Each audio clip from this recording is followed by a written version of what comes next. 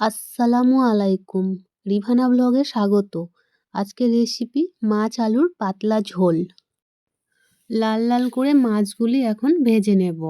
কড়াইয়ে পরিমাণ মতো তেল দিব। একটা বড় সাইজের পেঁয়াজ কুচি, কয়েকটা কাঁচা লঙ্কা লাল লাল করে ভেজে নেব।